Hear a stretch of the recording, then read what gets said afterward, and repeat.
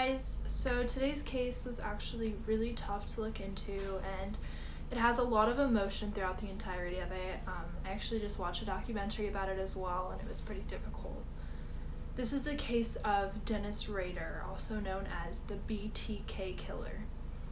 The documentary is called BTK, A Killer Among Us. It goes into a lot more detail if you wanted to watch it. So Dennis Rader was a serial killer in the Wichita, Kansas area between 1974 and 1991. During this time, he killed 10 people. He was actually known as the longest running serial killer of all time. Dennis Rader was born on March 9th, 1945. Rader harbored sadistic sexual fantasies, including bondage and torture, and also exhibited zoosadism by torturing, killing, and hanging small animals, which is part of the McDonald triad, which is a set of 3 behaviors that are considered a precursor to psychopathic behavior. The other 2 are known as enjoying fire, like setting fires, and then the other one is wetting the bed. He also acted out fetishes for autoerotic asphyxiation and cross-dressing. He was even caught spying on female neighbors while dressed in women's clothing. Rader was in the United States Air Force from 1966 to 1970. Once he was discharged, he moved to Park City, where he worked in the meat department for a supermarket. He ended up marrying Paula Dietz, May 22, 1971. They had 2 children, Carrie and Brian. Dennis went on and began working for the Office of ADT Security Services after he got his bachelor's degree in Administration of Justice. He installed security alarms as part of his job, and in many cases for homeowners concerned about the BTK killings. Rader was a member of Christ Lutheran Church, where he had been elected president of the church council. He was also a Cub Scout leader in his son's Boy Scouts of America organization. On January 15, 1974, 4 members of the Otero family were murdered in Wichita, Kansas. These victims included Joseph Otero, age 38, Julie Otero, age 33, and their 2 children, Joseph Otero Jr., age 9, and Josephine Otero, age 11. Their bodies were discovered by the family's oldest child, Charlie Ortega, aged 15, when he came home from school that day. So Rader wrote a letter and stashed it inside of a book in the Wichita Public Library. It was found October 1974, and it described the killings of the Otero family from January of that year. Rader wrote, "It's hard to control myself. You probably call me psychotic with sexual provision hang-up." He warned he would strike again and mentioned the code words for me will be bind them, torture them, kill them, BTK. During this time, the state of Kansas knew there was a serial killer on the loose. People were terrified, including Rader's wife, Paula. She told Rader she didn't want to leave the kids alone with him because she was scared BTK was going to get them. However, Rader reassured her that he and the kids would be all right. Rader's next crimes occurred in 1977.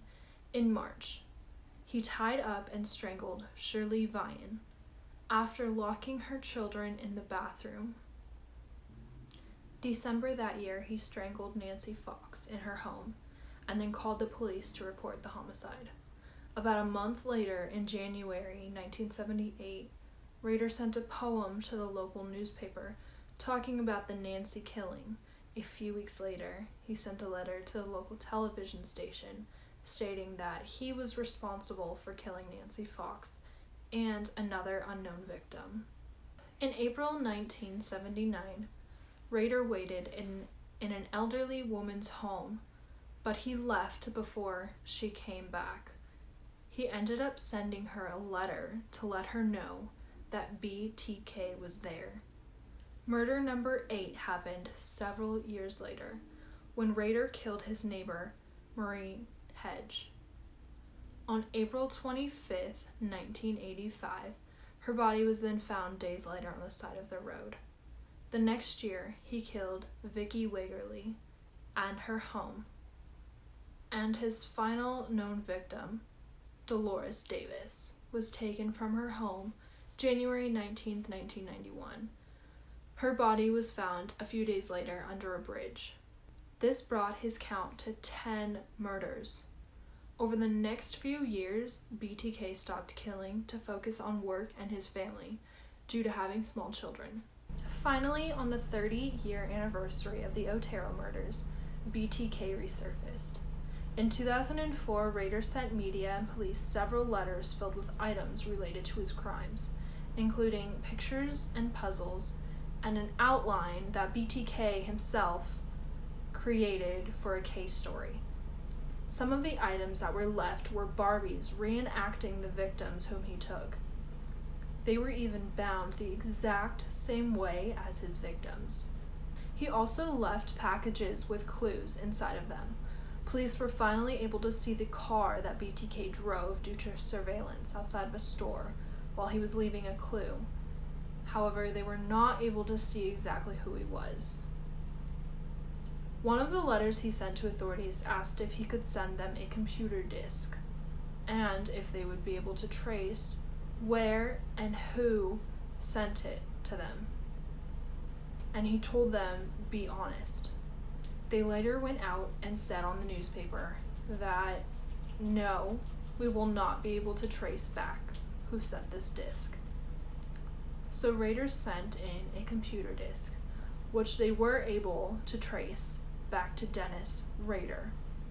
They got his address and they found the car that was on the surveillance video at his house. And that's when they knew that they got him.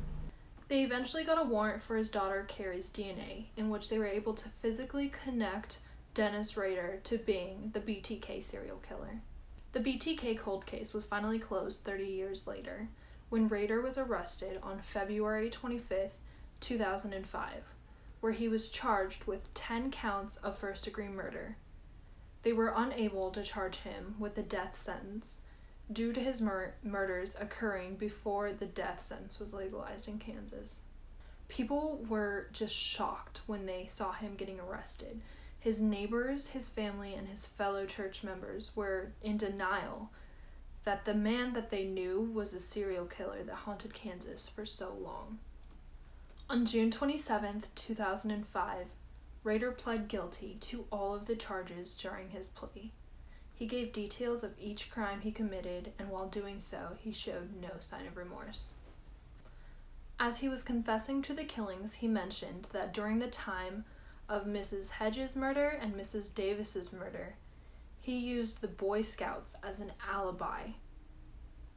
He would wait till everyone went to sleep to go out and murder these two women.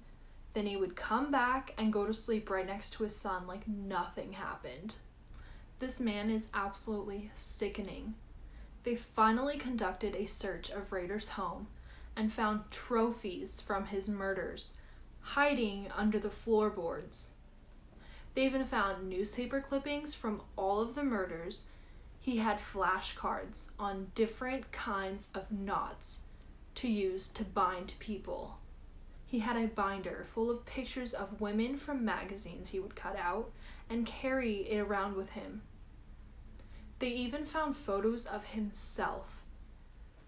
These photos were set up by a Polaroid camera where he would take pictures dressed in women's clothing, tied up just like he tied up the women he murdered.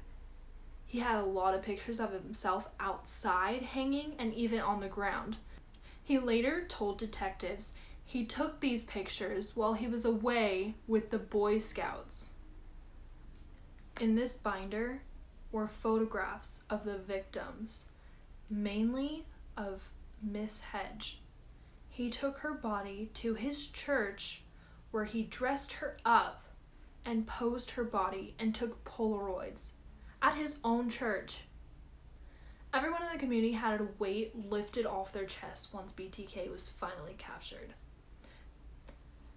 Honestly, this was such a rough case to search, but I'm really glad that they finally put BTK behind bars. Thank you for joining in this week, and if you're interested in learning more, I recommend actually watching the documentary I mentioned earlier. I will leave the name in the description down below if you guys have any recommendations for cases or conspiracy theories that you'd like to hear. Go ahead and let me know in the comments below. I would love to read about more cases or conspiracy theories. And be sure to subscribe so that way you can get alerts for my next video. Bye guys!